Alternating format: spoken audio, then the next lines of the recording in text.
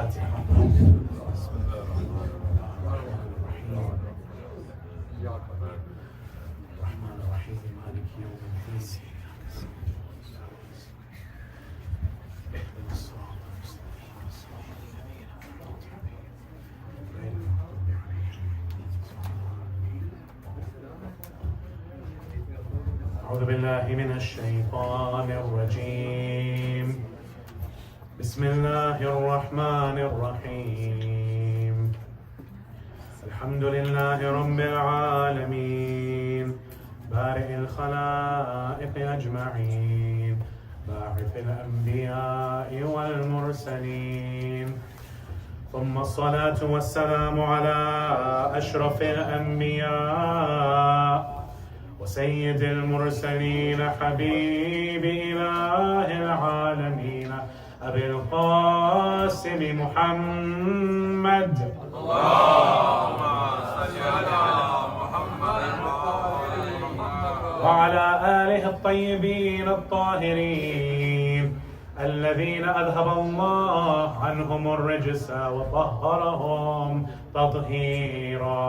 اللهم صل على محمد وآل محمد. اللعنة الدائمة على أعدائهم إلى قيامة يوم الدين. أما بعد، يقول الله في محكم كتابه وقرآنه المجيد وقوله الحق: أعوذ بالله من الشيطان الرجيم. بسم الله الرحمن الرحيم. وإذ قال يوسف لأبيه يا أبت إني رأيت 11 كوكبا والشمس والقمر رأيتهم لي ساجدين. آمنا بالله صدق الله العلي العظيم. أفلحنا صلى على محمد وآل محمد.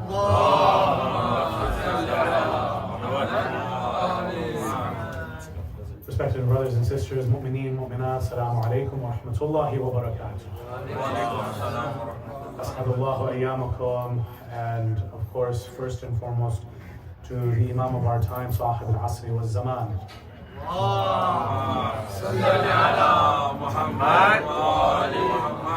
On this auspicious Eid of the Mawlid of our master, al-Abbas, salawatullah salamu alayhi. This occasion, this month of Shabaan, and I'll be bringing in a couple of the things that I did not get to last night in honor of Imam Hussein alayhi salam, because who else is Abu al-Fadl al-Abbas except for the right arm, the extension of Imam Hussein alayhi salatu wasalam. Even when we go for ziyarah, there's often this tug in the heart that who should I go to first? Should I go to Abbas or should I go to Hussein? Imam Hussein alayhi salam, it's almost as if from the mouth of the poet, ala lisan al-hal, says, no, give the visit first to my brother Abbas because he gave everything to me and so Allah gave him everything. And it's as if Abbas is saying right back, I dare you, I challenge you to go to anyone and put anyone before Hussein. And there's this brotherly love you can still feel. And everyone who you ask when they go to Karbala, they still feel that tragedy 1400 years later. Above all of the brave and legendary companions, Abu al-Fadl al-Abbas not only has his own grave, because we have someone in the shrine of Imam Hussein alayhi salam who has his own dhari', apart from Imam Hussein, Ali al-Akbar, and Ali al-Asghar. That of course is Habib ibn Mawahib, Shaykh al-Ansar. You have many ulama who are buried in Karbala. You have many anbiya who are rumored to be buried, Bainul Haramain. But that second golden dome, Allah subhanahu wa ta'ala wanted to give that khususiyat towards Abu al-Fadl al-Abbas so that the world would come to learn the status of this man, Abbas ibn Ali ibn Abi Talib, salawatullah wa salam.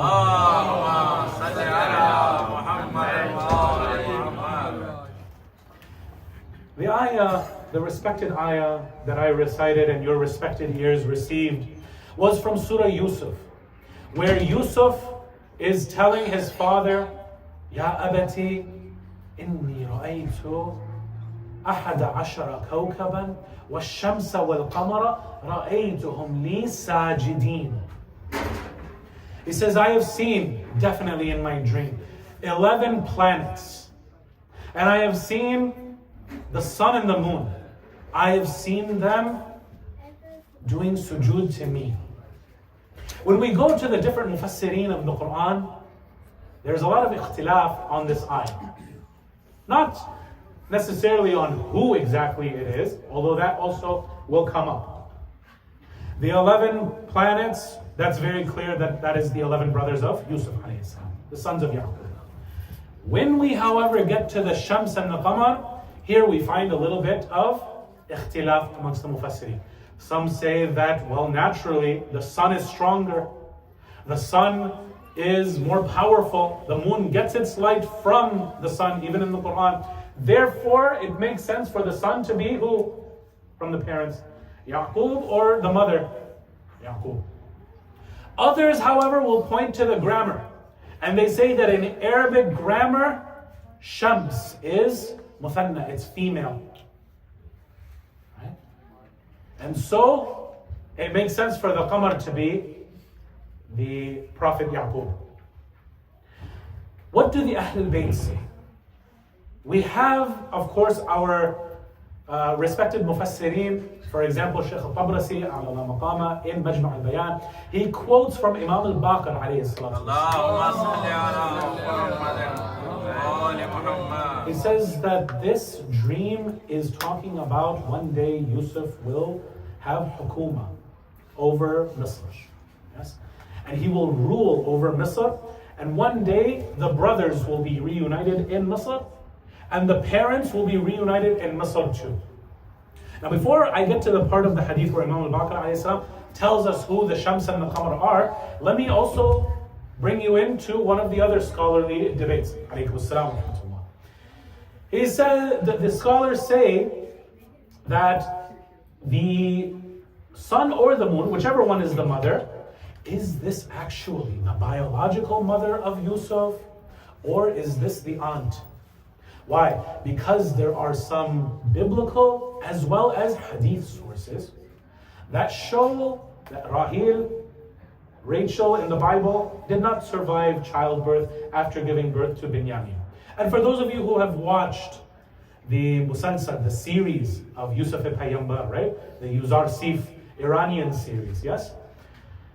They show this version of the hadith events where Rahil dies giving birth to Binyamin, the second of her sons. So if this is the aunt, then it would make sense because in Arabic, the can be the mother's sister.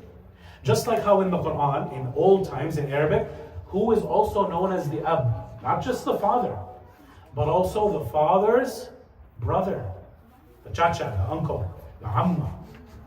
This person would also be called the father.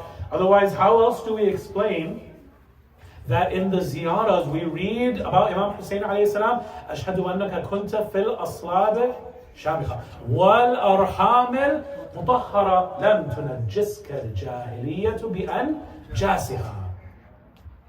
So when we say this, well, one of the ancestors of Imam al-Hussein alayhi salam is Ibrahim.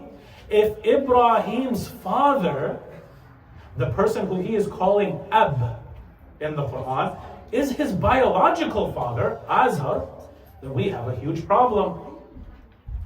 Because Azar is known in the Quran to be what? Not just someone who worships idols. He makes the idols. So how can this person be in the lineage of Imam al-Hussein? So it doesn't make sense. Rather, we see in the Bible as well as in the Hadith that the father of Ibrahim, the Walid of Ibrahim, his name is Tarah. The uncle, the brother of Tarah, the uncle of Ibrahim is Azar. So, a few generations later, right, because Ibrahim's son is Ishaq. Ishaq's son is Yaqub. Yaqub's son is Yusuf. And so in that same time era, Yusuf's mother could be potentially the aunt. And this is the opinion of some of our respected scholars, such as Allama Tabatabai in his Tafsir fi, or Mizan fi Tafsir al-Quran. What do we see, however, from Majma' al-Bayan? Because this also is a large scholar, and this hadith does exist. Now, whatever Allama Tabatabai's reasons are for not accepting this, right? Maybe he saw a problem in the chain. However, the hadith still exists.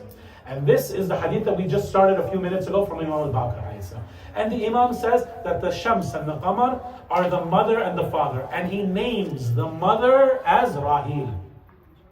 And therefore, the last of the heavenly objects in this dream is the moon, meaning that the moon is Yaqub.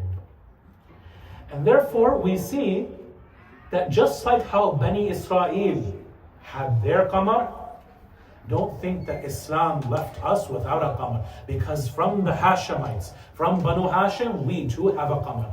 Tonight, inshallah, we will look at 3 usages of the word Qamr in the Quran.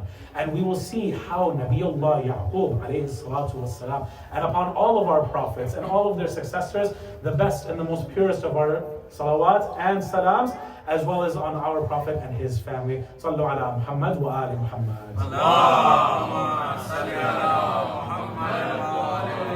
Tonight, inshallah, we will examine what exactly does this title, Qamr Bani Hashim, as well as Qamr of Bani Israel, what do these titles exactly entail? And we'll look at this in 3 stages. The first of the 3 stages is the ihtijaj, the argumentation form. The second is the loyalty and the istimrar usage. And the third is from the beauty aspect.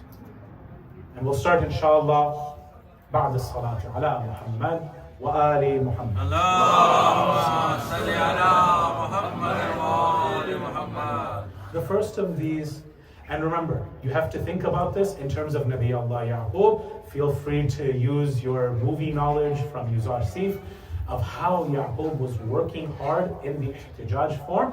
But when we come to the ihtijaj, there are many miracles that we see from the prophets and the imams.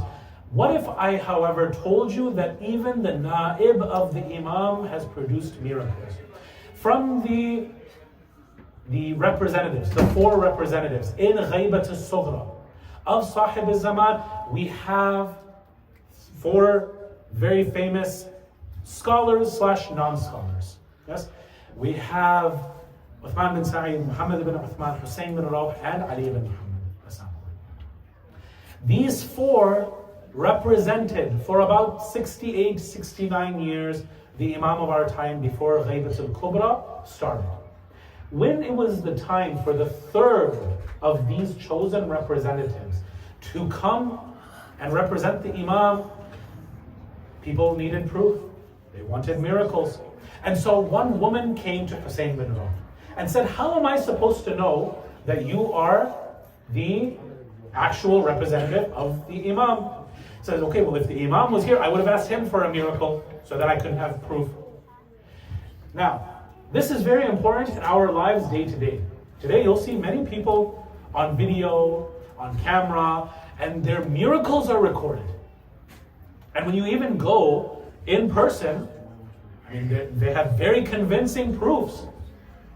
So, first and foremost, we want to say that don't just believe anybody who's doing miracles.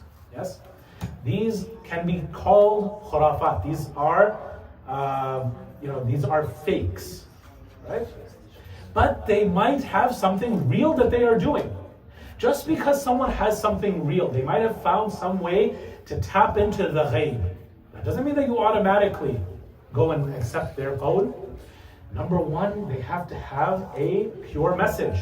Number 2, has someone from before prophesied their coming? For example, for our Nabi Muhammad sallallahu alayhi wa alihi wa sallam, each and every single one of the prophets told them that there's a prophet coming. all the way up until Isa ibn Maryam comes and says, Ismuhu Ahmad. His name is going to be Ahmad, and he will come. And I'm giving you the good news that he is coming. We see that the people who were in Medina were waiting for a prophet, particularly the Yahud. We ourselves are waiting for someone, the 12th Imam. If this person matches the signs, they are also on the same message as those previous messengers, prophets, imams, yes, then it's someone who we can start to take seriously. Otherwise, if it's someone who's just saying, follow me, forget about everyone else in the past, here, let me show you some miracles, that doesn't mean that I go and leave all of this heritage and I just follow whatever this person says. This person says, now start worshiping the devil. I'm going to start obeying him just because he showed me a miracle? No. And this is one of the major things, by the way, that we can use in our debates, friendly discussions with our Christian friends. Namely, if Jesus really did claim to be what? God. Then he chose the worst of all people to go and send him to, the Jews. The Jews, since the time of Ibrahim, through Yaqub, through Yusuf, through Musa, for all of the prophets afterwards, Daniel and Isaiah and all of these prophets, they have been taught and they have had hammered into their psyche one message. Right? And what is that? Shema Israelu Adonai Echad, Adonai Ilahu, Adonai Echad. Which is basically the same as Qul Huwallahu Ahad. Which is, hear O Israel, the Lord our God, the Lord is one. For thousands of years they have been told, Tawheed, Tawheed, Tawheed. Even Isa ibn Maryam, you go and look at what he has said in the Bible, what he himself has said, it's very hard to understand from his sayings that he's trying to say he's God. Yes, the authors of the Gospels, yes, the Synoptic Gospels or John, all of them tried to make Jesus look like he's God. But that doesn't matter to us. All of these come from the year 70 AD, 80 AD, 95 AD, 110 AD. Paul himself writes in 50 AD, meaning all of these guys are very easily influenced by Paul. So all of them have an agenda. But did any of these previous prophets give us a hint of the Trinity? No. Isa himself is on the same message and the same line of all of those prophets before. But what is the change in the direction is what the later church fathers, starting of course with Paul himself, started introducing into the churches. This is why there were so many different churches until finally you have the Council of Nicaea as well as others that went and started introducing, well, now we have to bring in the Holy Spirit as well. All of these things came centuries later. But what did Isa himself go and say? He said, if I go, he will come. That comforter, the spirit of truth, he will come. He will say this. All of these masculine pronouns up until we come to 570 AD. You have the Mawlid of Sayyidul Kawnayn, Mawla al-Muwahhideen, Muhammad ibn Abdullah sallallahu alaihi wasallam. So, we come to the ihtijaj, that the moon has been used as a proof. If someone comes with proofs, with miracles, yes, we don't accept just anyone. But now, if they do have a true message, we should go and see what they're going to say. Hussein bin Rauf, what is his proof? And here's the point that we want to make. People who have miracles, they'll show you the same miracles every time. Oh, watch me turn, for example, water into wine. Who could do that except for, let's say, for example, Jesus? A true messenger, a true imam, a true representative of the imam, they will ask you, what do you want me to show you? And I'll show you that. This woman comes to Hussein bin Rauf and she says, I have lost something in the river. The backstory of this is that she used to have, Fayruz, yes? Fayruz is that turquoise stone. She had Fayruz earrings. She took off her earrings, took off her necklace, took off her ring, threw it all into the river. Comes to Hussein bin Rauf. Says, I lost something in the river. What is it? He says, you used to have some Fayruz earrings, didn't you? And they used to be like this. They used to, for example, let's say, they used to dangle. They weren't just those studs, they used to also come down a little bit. Or, for example, your necklace. It had these diamonds in it, and it had this many number of diamonds, this many number of rubies, and it was this long. It used to hang a little bit down from your chest. It wasn't completely like a choker. And your ring, it was this size, it was this color, it was this stone on it. Is that what it was like? She says, yes. He goes and takes out from his bag all three of the things. He says, here you go. She says, now I am completely convinced that you are the representative of the Qa'id of al-Muhammad.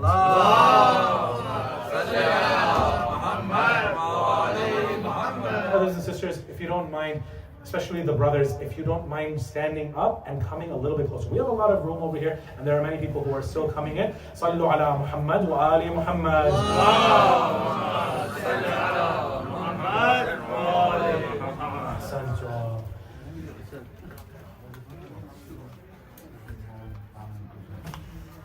Let's have another loud salawat.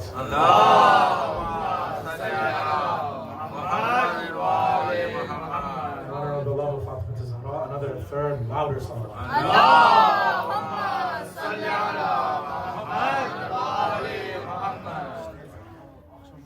So do you understand?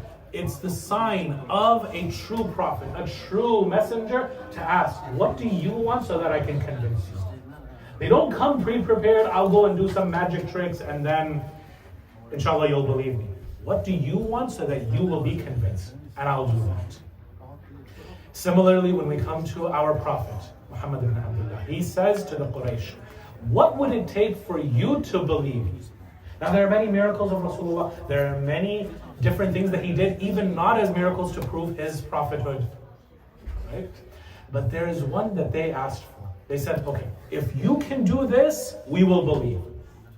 Okay, what is that? It says, see that moon up there? And the moon is what night? It's the night of the 14th. Laylatul Badr, right? It says, see that moon up there?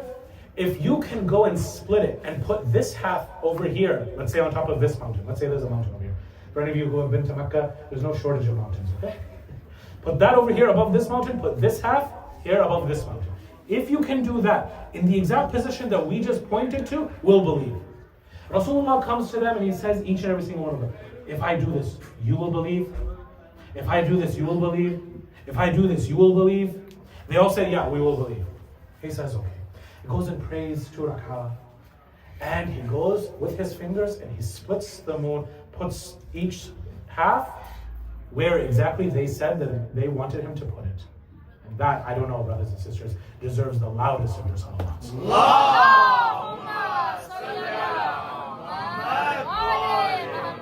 He then comes to each and every single one of them. He says, bear witness. Look, do you see it over there? Is it yes or no over there? They say, yes, it is. Will you then accept Islam? We'll wait until someone from outside of the town. Maybe you've gone and bewitched us. We'll go and wait for someone else to go and confirm this miracle. We'll wait for, someone who's a traveler to come. Even the travelers went and also said, did you guys see that thing with the moon? That was crazy. Right? And they're like, we didn't even have to go and ask them. They were telling us about it. But of course, did those people convert? No, because these guys had a different problem. They didn't have a conviction problem. They had other problems. But that's for a different time. One, therefore, of the usages of the moon, even in the Quran, is for the use of ihtijaj. To use it as a proof. As a hujjatan qati'ah. Yes? Brothers, if we can have some silence, that would be very much appreciated. Sallu ala Muhammad wa ali Muhammad.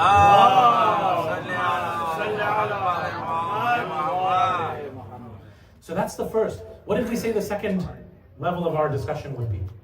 The second one would be, even if the kids, hopefully, who were paying attention, what was the second of the stages? He said that it was istimrar, of being someone who is consistent.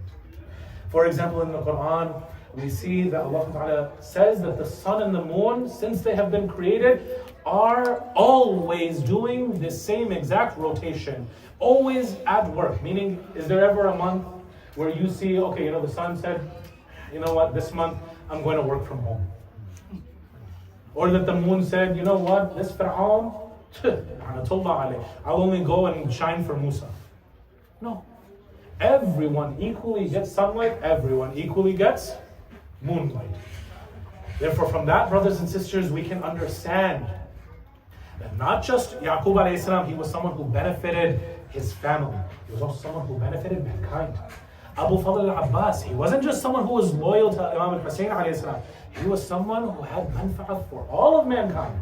This is something that we need to learn if we're going to take last night's lecture seriously, that this creation, Imam al-Hussein alayhi salam, and the Imam Hussein of our time is who? Sahib al-Asri wa zaman.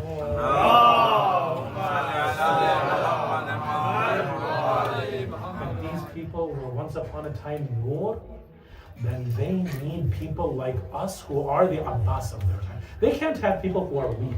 They can't have people who are wishy-washy, who are not fully convinced. And the first way that we can start to show that is by imitating these role models for us. People might say, oh, well, who can go and be like Ali? Who can be like Muhammad ibn Abdullah? Salawatullah wa salamu alayhi. Who can be like Imam al-Hussein? Who can be like Fatima al-Zahra? Yes, but you can be like them, and you can be like the people who try to be their khuddam. Like, for example, the other person who shares this night with Abu Fadl al-Abbas, and that is Mawlatina al-Baneen, Bab al-Hawa'ij. This woman, I tell you, how many problems she has solved. How many problems she went through to get to Bab al-Hawa'ij status. These people, they were a source of khair for everyone. They were helpful to everyone. And same with Yaqub alayhi salam. You look at the sun and the moon, try to derive some lessons from them, because all of these lessons, this is how Imam alayhi salam and al-Baneen taught their kids, like Abbas and his 4 brothers, or the 3 brothers, to be raised from childhood. That just like how Imam al-Hussein alayhi salam is your son, reflect his goodness to everyone. Don't be stingy. Yes? Be helpful to everyone. Unfortunately, we see, and this is probably hardest when it comes to our families. What is this? The problem is that it's easy to be thankful to Allah. It's easy to be thankful, as we were thankful yesterday to Imam al-Hussein. Yes? For those of you who were here, we were thankful to Imam al-Hussein alayhi salam because his shafa'ah, his wasila, helped Nabi Nuh alayhi salam to move the ship towards salvation. We are very thankful when it comes to al-Baneen, when they go and, for example, help us in our hawa'ij.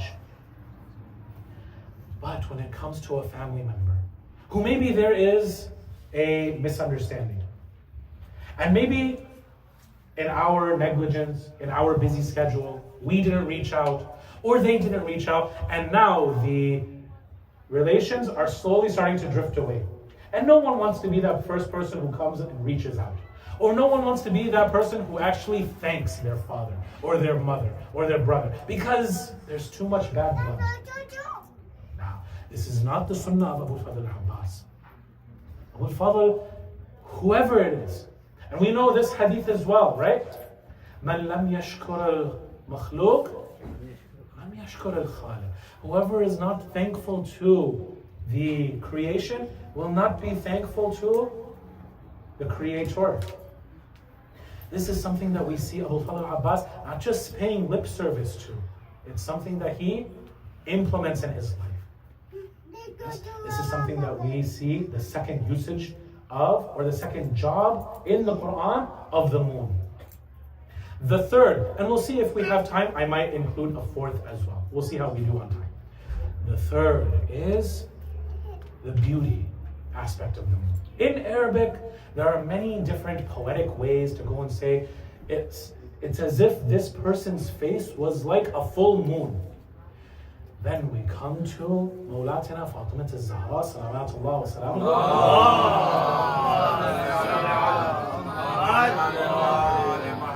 You guys all know it, help me recite it. An Fatima Zahra alayha salam قالت دخل أبي رسول الله صلى الله عليه وسلم في بعض الأيام فقالت Assalamu alayki ya Fatima. I don't hear anyone saying this. You guys don't know hadith al-kisa? Come on, recite with me.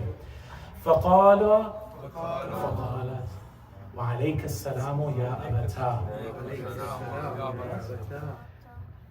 He says, يا فاطمة ائتيني بالكساء اليماني فغطيني به.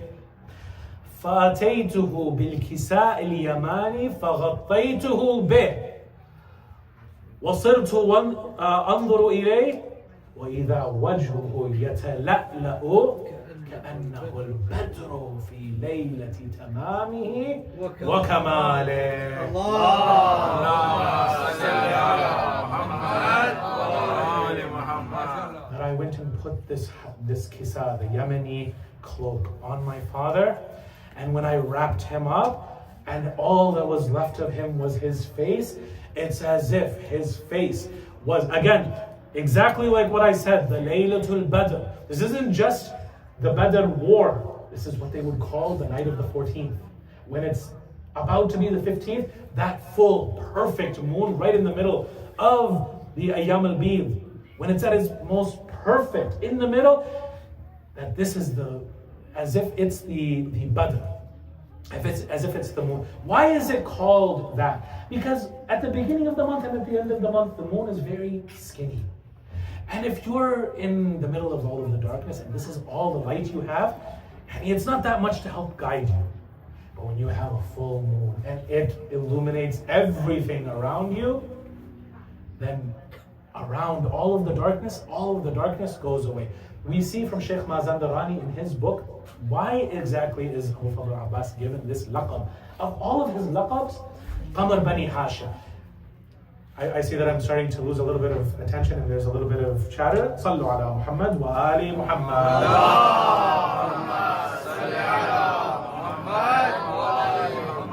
We have some space, brothers. If the brothers who are sitting in the back, make room for those who are just coming in. Come a little bit closer to the front. There's no problem.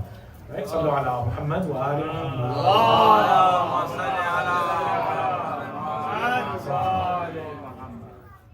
So, we went through the stage of the moon being used for ihtijaj. We went through the stage for the moon being something that is constant, that is loyal, something that you can depend upon.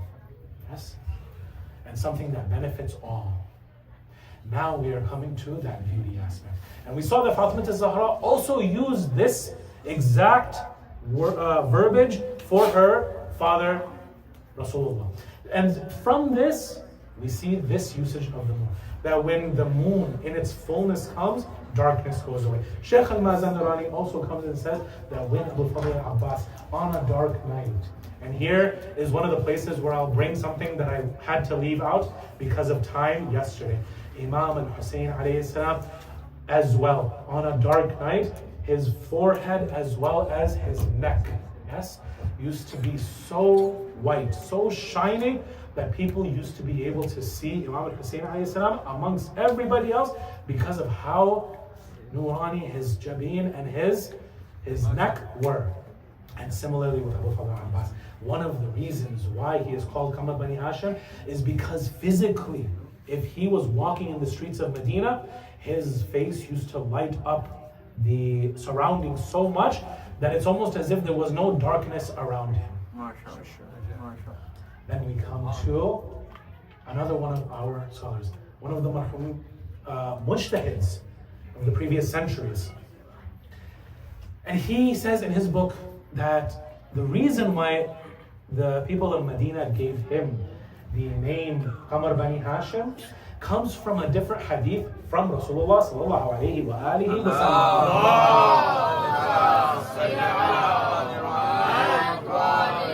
sallam. In this hadith, Rasulullah says that if you are ever lost, follow the Shams. If you do not have the Shams, follow the Qamr. If you do not have the Qamr, follow the star Zuhra. If you do not have the Zuhra, then follow these two stars called the Faqadan, I believe the Arabic term is, right?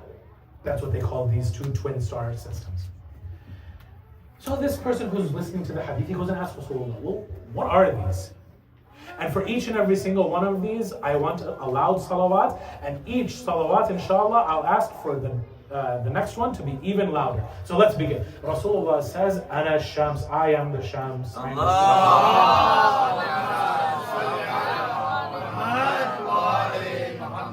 Then if you do not find the Shams, then go to the Qamr. Who is the Qamr? Ali ibn Abi Talib.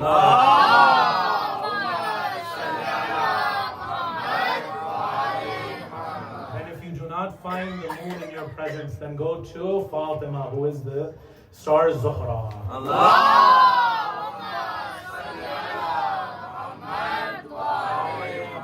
For this one, I'm going to ask for your loudest of all the salawat. He says the last one. If you don't find any of these, then go to these two stars, Al-Hasan wal-Husayn.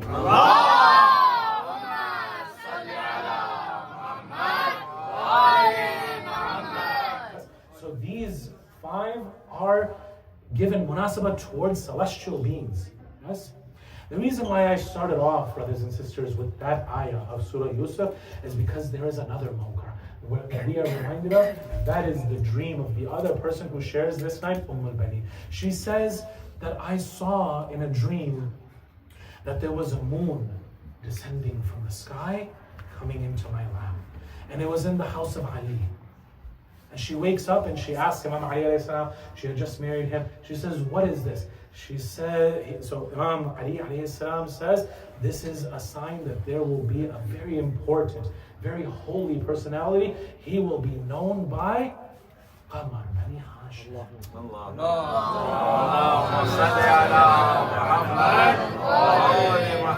Just as I was the moon to Rasulullah's son, he will be the moon to Imam al-Husayn's son. And he will rotate around him, always be serving him and always being at his service. Yes. This is what Abu Fadl al-Abbas from childhood was his mission. This is what his mother fed to him in his early stages. This is what his mother and father trained him all the way up until his father dies on his deathbed and he reminds him again. Yes? We've heard, and this is not the time to be reciting this, but when he is born, we usually recite these lines in the maqtal of Abu Fadl al-Abbas. That when Imam is given the newborn swaddled baby, he opens up the cloth and he takes out the right arm and the left arm of Abu Fadl al-Abbas. And he comes and he kisses each one of the arms. And al-Baneen asks, Amir al-Mu'mineen, is there anything wrong with the arms of my Abbas? He says, no. Rather, they will become strong pillars that will defend his imams. I am kissing them of what one day will happen to these arms. The final thing that I want to narrate to you of this stage, and it seems that we have a little bit more time, brothers and sisters, so I will go to the 4th. The 3rd is this beauty aspect. It's said that when the people of Medina used to see these 2 figures walking in the streets of Medina, all of them would open up their windows just so that they could see this sight of these 2 personalities walking. One of them, you know, is Abu Fadl al-Abbas, Sahib Hadhi al-Layla. The other one, we will not have time to go and be here for his birth, but his birth is also in Shabaan. And that is Ali al-Akbar, the oldest son of Imam al-Husayn. Shabaan, by the way, brothers and sisters, has a khususiyat. When you go home tonight, don't pull out your phones with the calendars right now, okay? When you go home. Or if you're watching this lecture, let the lecture finish, then go check. Shabaan is special amongst the months of all of the 12 months. How? In honor of Imam al-Husayn, some of the khutaba and some of the scholars say, in honor of Imam al-Husayn, there is not a single death in Ahlul Bayt in the month of Shabaan. It's just a month of Eid and celebrations. Think about it. You have the 3 a'yad that we're celebrating right now. Imam al-Husayn. Tonight is Abu Fadl al-Abbas. Tomorrow night is Imam al-Sajjad alayhi salam. In a few nights on the 11th is going to be Ali al-Akbar. On the 15th of Shabaan is going to be Sahib al-Asri wal-Zaman.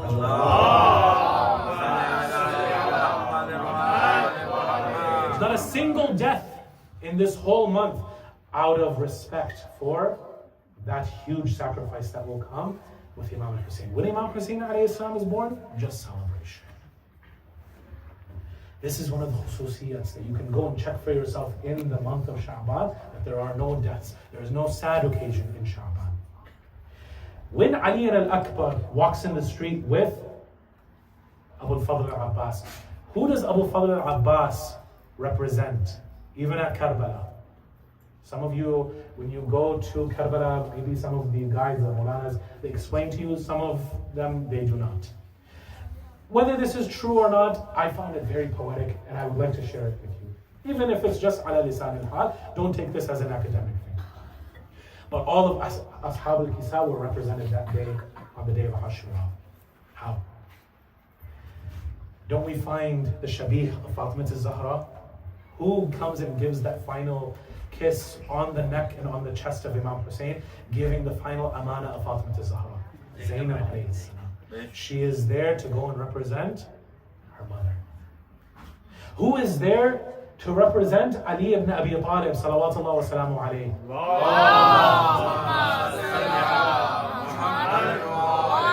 Who is there to represent him? Abbas ibn Ali. Yes?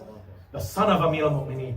The one who Imam Ali alayhi salam brought into Siffin, and when he fought and he had the niqab over his face, Muawiyah said, "Okay, Ali, why are you trying to show off?" Imam Ali alayhi salam said from behind, "Show them your face." When he showed them the face, he said, "Who are you? Introduce yourself." He said, "Ana Qamr Bani Hashem."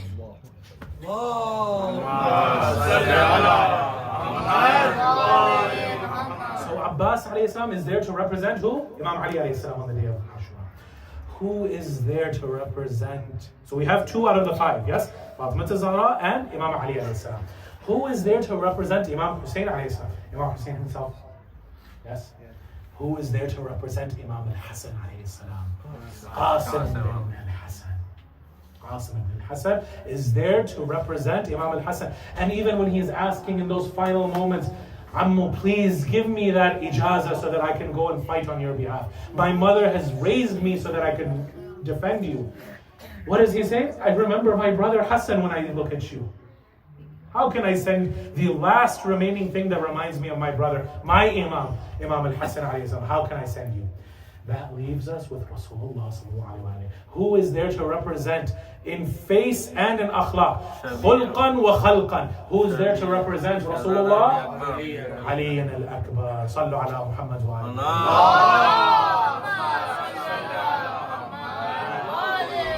So they say that when Medina used to see these 2 walking together, one is representing, let's go back to that hadith. Rasulullah says, "Who is the Shams?" Rasulullah is the Shams. Who is the Qamr? Amir al-Mu'mineen. Then who better to represent the Qamr, that is Imam Ali alayhi salam, than Qamr Bani Hashem? And who better to represent the Shams, that is Rasulullah, Muhammad ibn Abdullah, than Ali al-Akbar?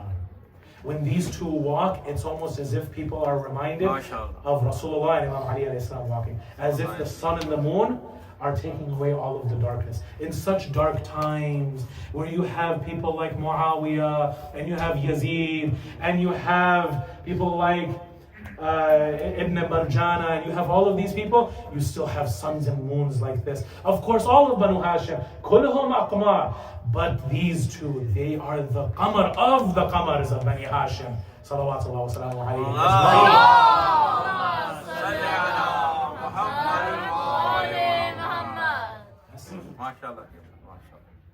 Is everyone understanding how exactly significant this title of Qamr Bani Hashem is?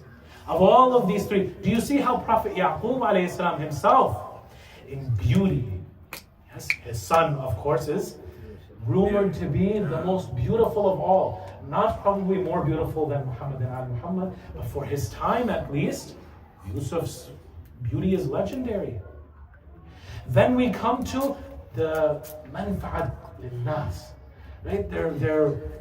Their helpfulness to all of mankind. Yusuf alayhi salam, does he become stingy? And how can we tell the successfulness of a father? Through his sons. This is why when we talk about Abu Talib, we say, look at Talib, was he a Muslim? Yes. Look at Ja'far, was he a Muslim? Yes. Look at Aqil, was he a Muslim? Yes. Look at Ali ibn Abi Talib, is he a Muslim? Forget about Muslim, he is the Amir of the Mu'mineen.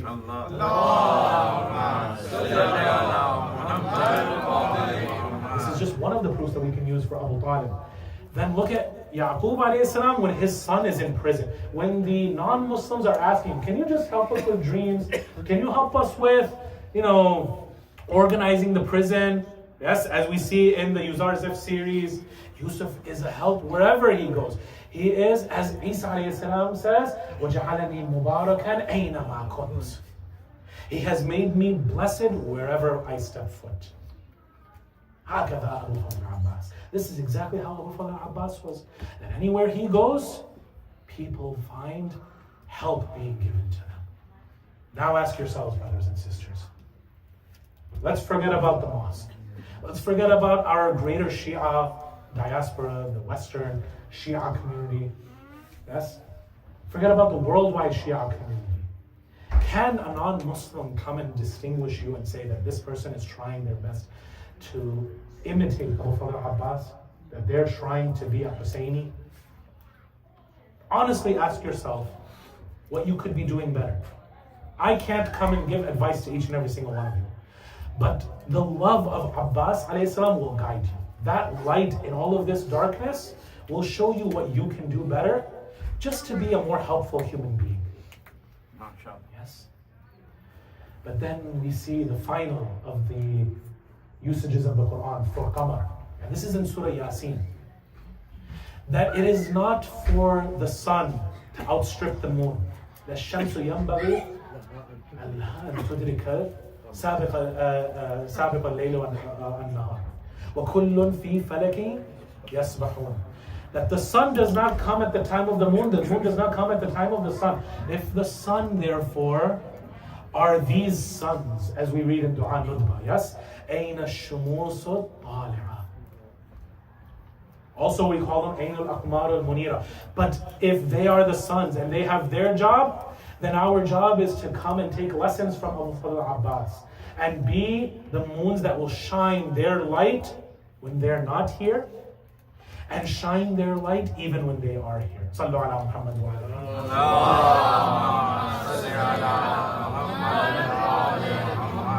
Yes, we read those hadith all the time, right? That Imam al-Zaman says, my mithal is like a sun that is behind the clouds. Does that cloud affect the moon? Sure, if there's clouds in front of the moon, yeah.